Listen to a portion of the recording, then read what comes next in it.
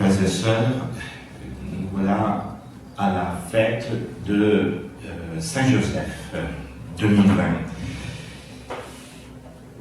Je voudrais vous proposer, vous partager une citation de Saint Jean-Paul II à propos de Saint-Joseph.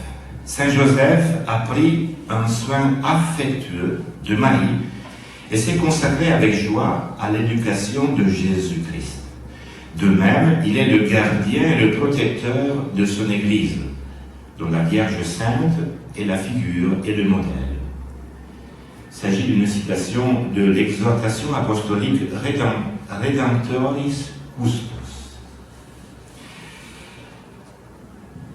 Joseph a exercé cette garde dans les moments plus difficiles de la vie de sa famille.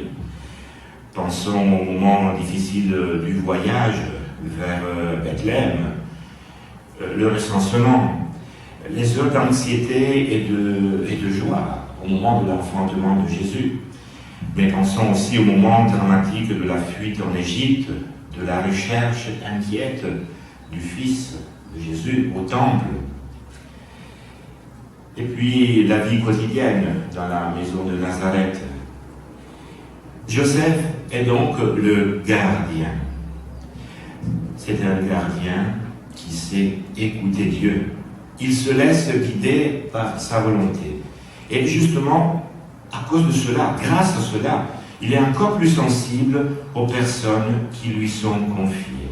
Oui, parce que sa garde, aujourd'hui, elle est étendue à l'Église tout entière, l'Église que nous formons. Joseph répond à sa vocation avec disponibilité, avec générosité, avec sagesse, prudence, avec amour. Et il nous enseigne, nous aussi, à répondre à notre vocation avec les mêmes vertus. La vocation de garder, frères et sœurs. Nous avons tous cette vocation. Garder les autres, avoir soin de tous, de chaque personne avec amour. C'est avoir soin l'un de l'autre, par exemple dans la famille, les époux qui se gardent réciproquement, puis les parents qui prennent soin de leurs enfants, les amitiés aussi, qui sont une garde réciproque dans la confiance, dans le respect. Mais nous avons aussi le devoir, la vocation, l'appel à garder, avoir soin de nous-mêmes. Garder veut dire veiller sur nos sentiments, sur notre cœur. Parce que c'est de là que sortent, comme il nous le dit l'Évangile, les intentions bonnes ou mauvaises. Celles qui construisent et celles qui détruisent notre cœur. Frères et sœurs, notre cœur, c'est vraiment comme un jardin potager. C'est nous qui décidons les semences qui doivent pousser.